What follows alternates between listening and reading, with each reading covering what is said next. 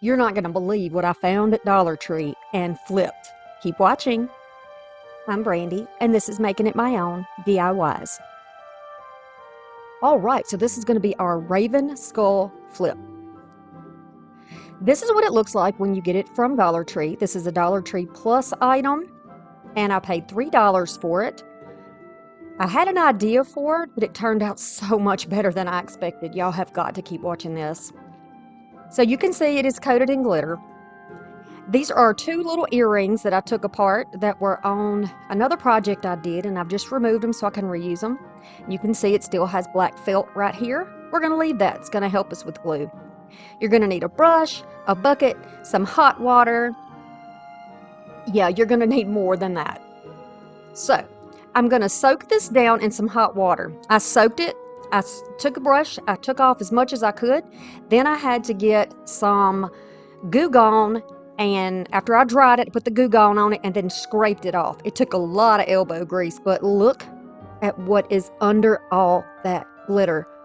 Now you can clearly see here that some glitter is still there, but I made a point to go in each of those little sections below the feathers and all of that with a little pointy, it's like a wood carving tool, so the thickness of the glitter would be gone and you wouldn't see that texture.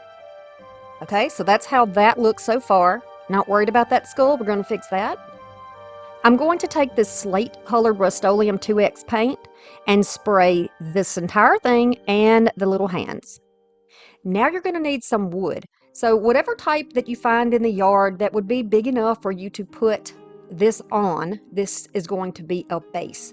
Originally, I had bought a black wire base from Dollar Tree, but when I saw the results when the glitter came off, I thought, no, something more special has to be done. So you can use a piece like this, but you have to make sure that it's balanced. So you just want to take it and just sand it down, like there's a high spot in the back. Sand it down so it's flat and it will be balanced. Then you can seal your edges with a little bit of spray, just a sealer. Okay, so here are the little hands, and here is the crow and the skull, or the raven. Looks pretty good. It's pretty flat and one-dimensional right now, but it does help the other paints to cling to it, and that's kind of the idea. Now I have some of these paper, they're like a napkin, I guess you could say, but they're pretty thick. I use them with cleaning and that sort of thing, but you can use these also to help keep your projects clean. I don't want any cream colored paint on my Raven, so I'm going to take this and wad it up and fold it around as close as I can get it to the Raven, and then I'll use some painter's tape or whatever tape you have to tape it off and protect it. So I'm going to put it around the bottom part, and just anywhere that it overlaps and folds, put it there. I'm trying to make sure that it overlaps in areas where the paint might be a little thicker so that the paint won't go through. And you do better with spray paint also when you do like a lighter layer and then go back over it again. It gives you a smoother look without all the drips. Now I'm just going to push it in there. I'm going to take this Navajo paint and I'm going to spray it. It's like a cream color. You can see the look of it, or a very light beige. That is going to be the base color. Now you can see that the Raven was protected and he looks nice. And there's how he looks. But you see all this little area around? This is where we couldn't get in. So we're going to use this chalk paint in sheepskin and go right along the edge with the brush. Now I've got it's like a pointed brush, and I like to use it to push the paint into the little recessed areas. So you can see me kind of push it in and then pull it down, push it in and then pull it down. And that's going to help get that first layer of paint on there. I don't want to make it too thick, but I also want it to be covered as much as I can get it covered. It does take 2 coats in these dark areas to get that covered up. And of course, if you wanted to do the process of covering up the skull so that it didn't get any of this on it, you just paint it over the gold. You can absolutely do that. But if you watch my channel for a while, you already know sometimes I don't really know where I'm going with the project until it hits me and then I run with it. Well, that's kind of what happened. I had no idea this thing was going to be this beautiful. I mean, from Dollar Tree. From Dollar Tree, y'all. $3. Well worth the money in my opinion. Okay, so you can see here what I'm doing, and I'm going to make sure that I go, you can see how I'm pushing in between and the talons here, or the little feet. I'm going to go right in between those and just push it in. And that's the advantage of having a little pointed brush like this, because you can get in those spots. You definitely can do it. Use your imagination and go with whatever you like. But this is going to be a very organic looking Halloween, and not even specifically Halloween. This could also be if you just love the spooky life. You know, have this in your house all the time. I love this. So I'm just going to take this sheepskin and this flat brush and go all over this. I'm going to go over his teeth, the back of the head. I'm not going to worry about putting anything on the bottom specifically because we're going to be gluing it down, and there's no sense having the paint in the way, and sometimes paint will peel up. And if it peels up, then you lose your grip and it will fall off. And this is like a poly resin, so that's what it is called anyway. You're going to continue all along with this, and you can see that I'm going back over here. And then you don't have to push the paint down into the grooves between the teeth or in the grooves anywhere, any indentions, because we want those areas to be a little bit darker at any rate. So, you know, you don't have to be that attentive. Y'all can watch my videos on Mondays and Thursdays at 6 p.m. Central Standard Time. It's free to subscribe, and I'd love to talk to you in the comments. Once that chalk paint is dry, we're going to work on this bird.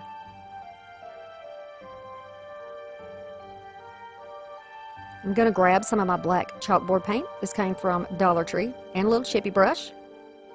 And we're going to start layering a little bit on this raven.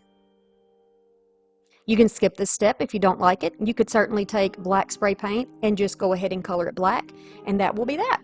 But I like to add a little more dimension to my projects, so I'm going to be using this next step. Now I'm going to try to dip into the paint, and I'm going to offload a little bit of that so nothing is too thick, and then I'm going to brush over the entire bird. I'm going to try to go along, almost like you painting wood and you follow the grain. So I'm going to follow like the feather pattern down this bird. I'm going to go straight down over it, and then there will be areas where the slate color will show through, and there will be areas where the black shows through. You're going to take a paper towel, and you can just pat off some of that paint if you want to. You can use a paper towel to hold your project if you are a messy painter like I am. And I'm definitely a messy painter, messy crafter. Y'all see my fingernails always look ridiculous. They're clean, but they usually have paint stains on them. So you get the idea. Now you want to start off light on this just in case. You don't want to get too heavy-handed. But like I said, go ahead and grab a paper towel. Have that ready in case you do get a little blob on there. You can brush it back off. Just take your time with this. You don't want to get this black paint all over the white that you've already painted. And I actually did, but I went back in and fixed it. So that's how it's going to look so far. And now I'm just going to wipe back some of that paint. And I like that.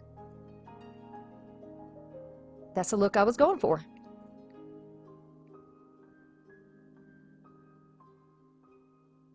All right, I'm going to get a little bitty pointed brush and go into that black again, and I am going to paint his eyes because right now they're more of a gray color. So I'm just going to kind of balance my pinky on there and color over his little eyes. I don't want to paint any strange colors. I don't want to do any glittery. Like I said, this is going to be organic, so I don't want to put anything that might take away from that. We want this to be natural. Okay, I am also coloring the beak, and all the way up where the beak connects to the head, there's a little dent there. I went over that as well. Make it nice and neat. And then I decided to go up to where the eyelids are too, to just make those eyes a little bit bigger, a little more pronounced. And you can see it now. Now, any of the places where the white has bumped up against the black, I'm going to go back over with my black and color that. So if it's a raised area where the skull and the bird are together, then the raised area belongs to the bird, right? So the feet, the bottom of the wings, those sorts of things are all part of the bird. We want to make those black. And doing this, it's almost like when you're a kid and you're coloring in a coloring book and you go back over with black. Or if you go back over with a really heavy hand on the lines. That's kind of what this does. It cleans it up, gives it more of a crisp look, in my opinion, and I just like to do this. Don't always show it because it's an extra step that a lot of people are not willing to take the time to do. So like I've said before, some of the projects that I do, they take a little bit of time, but it is worth the time if you have it to make one good project rather than 5 kind of cheapy projects, right? Something that you really love that you could keep for a long time. And that's what this project is. So I'm very carefully going along and making sure that I have that. You can see where the cream or the white color, it's actually like sheepskin. But by the way, you know, you can use whatever color whites that you have. I just prefer the cream color because it's a little more natural looking to me. And I hope that nobody is offended by this and that nobody thinks that this is something that is gross or gory, because to me the human body is beautiful. I think that God did amazing things when he created us, and I'm a trained nurse, so I see the beauty in things like this. Some people don't, and that's okay. If it's not for you, you don't have to watch. Okay, so I remembered I had this piece of wood. Yes, we did a fairy on another piece of wood like this, but I thought, yeah, this is really gonna set this off. This is the piece of wood I want. I'm going to use some of this moss. Now, one's a finer one, and the other one is a little bit more grassy looking. I've got some watered down coffee grinds, a little spray bottle, a jar, and a little strainer. And I'm going to show you how to make your own stain in case you don't have a stain of your own that you want to use.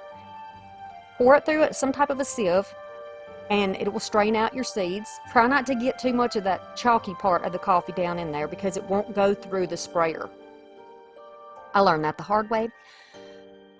This idea of using tea and paint, and coffee rather, was not my idea. This is something that I've seen done before and I'm just copying that. This is not an original idea, so I'm not claiming it.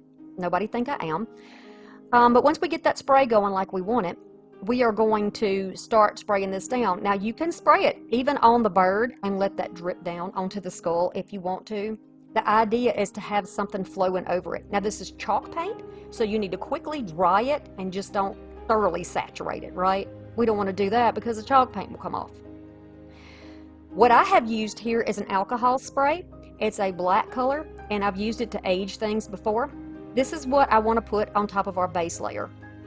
We're going to use a couple of different shades here and a couple of different paints to give this an aged look. So this is the first one. I am trying to be sure with this baby wipe, this is what I'm kind of blending with, that I get in all of the deep depressions in the bone here, around the teeth, around the nose, the eyes, where the mandible, you know, meets on the side, where it is underneath the bird. And look at that already. If this is how you wanted to leave it, you can leave it that way. Once it's dried, this is how that is going to look. In case you like that look, I am going to add some wax to it. I'm also going to grab some fake limbs, okay, another baby wipe, and a little bit of this wax, and we are going to add it onto our skull. So I'm going to put it in there and kind of squish it around in the wipe, and then start applying it down. Now I am lightly doing this. I don't want to do it too heavy because it will pull off the chalk paint that's underneath. You just have to be light-handed with this and take your time. These types of projects do take time, and just be willing to dedicate the time if you want to do it, okay? But you can already see the change this is making. Already. I'm going to get in all the areas just like we did with the other paints, and then where I can't reach, like in the crevices and around the little bird feet, I'm going to go in with the brush and just dip it straight into there, into the antiquing wax, and go all around the feet. And you know, this is a black bird, so you're not going to notice it that much that it's on there. I can't notice it at all, actually. I can't tell. Totally up to you. I'm not going to add too much on the inside of the eyes right now. You could do black if you want, but I've got something different that I'm going to do here. Okay, so you can see I'm just applying it in all over there. I get the little temporal bones and everything. Just get in there and really load it down. The idea is that this is a weathered skull. So this is going to be a weathered process. Okay, now you can see I'm tapping some on, I'm squishing some on, I'm making this look different. I don't want it to be symmetrical. Going around the teeth and the chin and the jawline. Try not to get any of that on the bottom because we're going to be gluing there, like I mentioned before, and you want that bottom to have a good grip on the piece of wood that we're going to be putting it on. So when you get the look that you like, you can stop and let that dry. Yes, love it. Love it, love it, love it. Going to add a little more on that side. Then I'm just going to use what's left to tap all over the bird. And like I said, you might not notice it, it'll just take that bluish tone down a little bit, and I like that. So these are chalk painted. I'm now going to put this alcohol spray on here. You can put more or less, or you can use your little coffee spray you made. I'm just going to tap this around a little bit, and you see it's got just a little bit left on there. Then I'm going to take the wax on a chippy brush, tap a little off, and then I'm going to drop it. Yes, I am, because I do that. And then I'm going to go back and forth, just flicking that brush all over the fingers. Not important to do the bottom of the hands. Don't worry about that part. You're not going to see it how I put it down. However, if you're going to have the palm up on your hands, then be sure that you do that side. Once that is all in, and like I said, get it in those cracks really well, I'm going to put them on a dry napkin, and while they're still wet, I'm just going to begin to pat and lightly rub some of that off of the surface. And it makes an enormous difference. An enormous difference. Look at that. Yeah, I like that. I like that very, very much. And these are our little hands. You can see the little fingers. I forgot the tips. Don't worry about that. Now here are the hands. Okay, now the fun part, we get to assemble it. Now I'm trying to find the best area to put this where it is supported and stable. And this is perfect. Just like this. Oh, I'm loving this so much, y'all. I was so excited when I got it done. My husband and kids are at the camp, and I had to send this to them so that he could see this project that I have been working on, because I'm so very proud of it, and I hope you love the end result as much as I do. I absolutely love it, and I'm going to put it on my fireplace today. Yes, today. All right, so any places that the skull is touching the wood is going to get a good amount of glue to hold it down. I'm going to take these fake branches, which, by the way, you can use regular branches out of your yard. These happen to have come from a wreath that I took apart and saved all the greenery pieces because I didn't want the wreath anymore. Got tired of it. Now there are little insect holes all in this piece of wood. I'm going to bend down the wire just a little bit and put some glue in there and then hold it in place. When you have these branches, sometimes when you buy them, they are flat, but they're not intended to be that way. You know, if you look at a tree in nature, they're not flat. So go ahead and flex those out if they're on wire. If not, just pick a branch up out of the yard and it's going to look great too. I love that these have that little bit of moss on them. It's just beautiful. And I do not know where the wreath originally came from because I got it at the Goodwill bin store or the pay by the pound store. Okay. Now I'm going to add one to the side just because I like the look of it.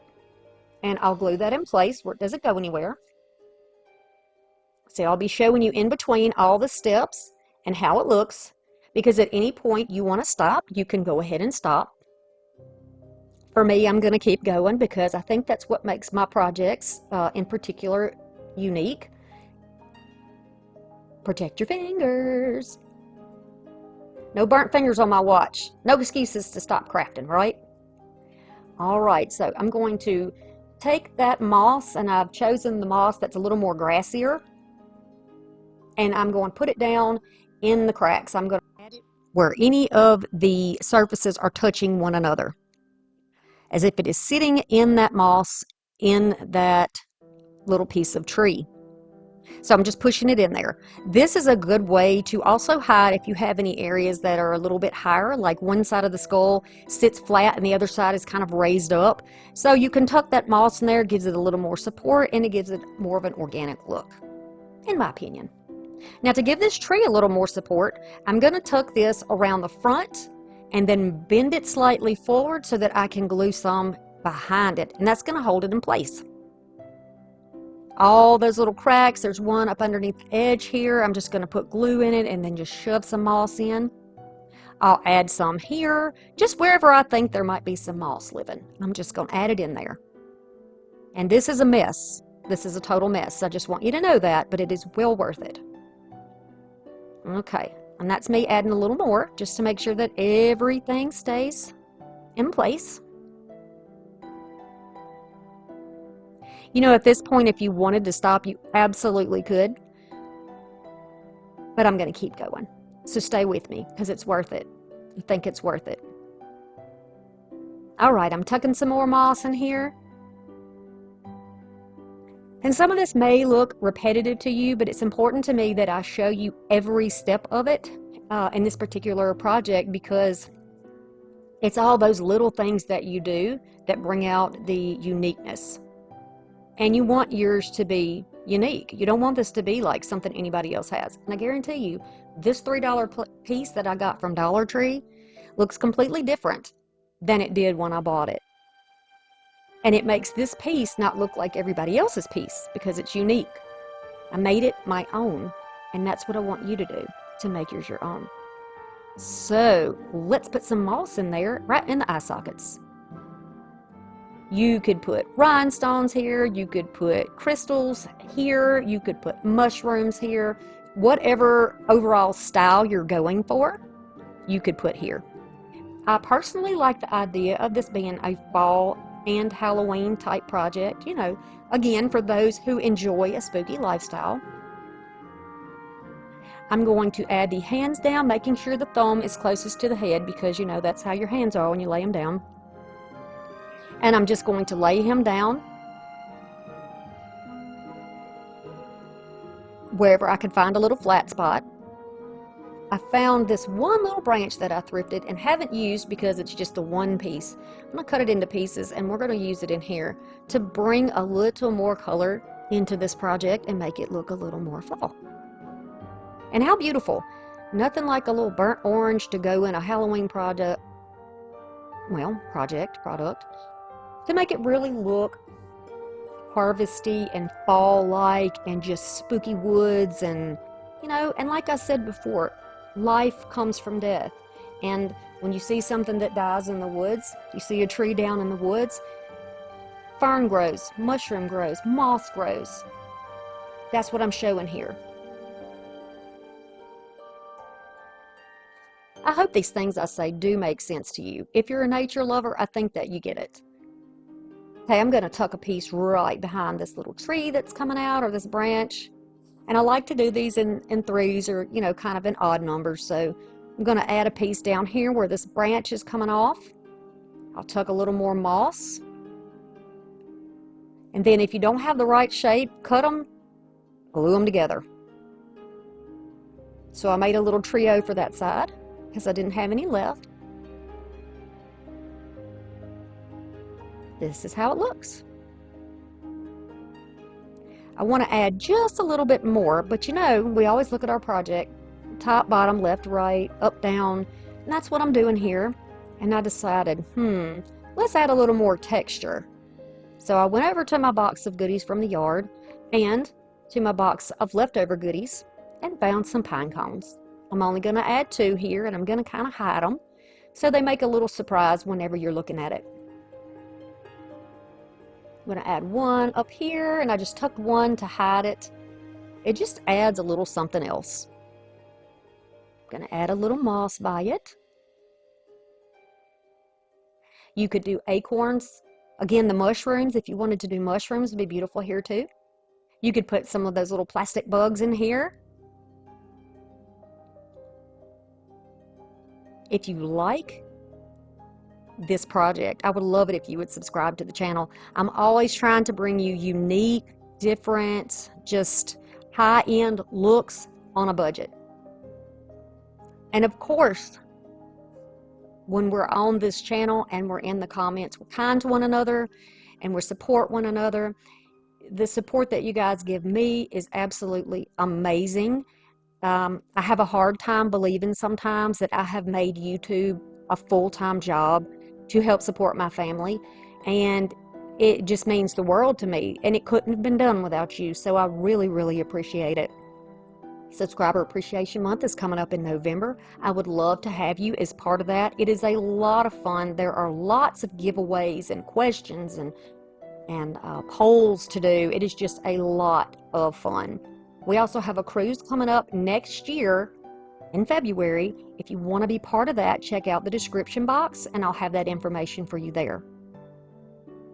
I'll be mixing in Halloween and fall decor for the next few months for your inspiration, and I hope that you can glean some knowledge and some ideas, and of course to make it your own.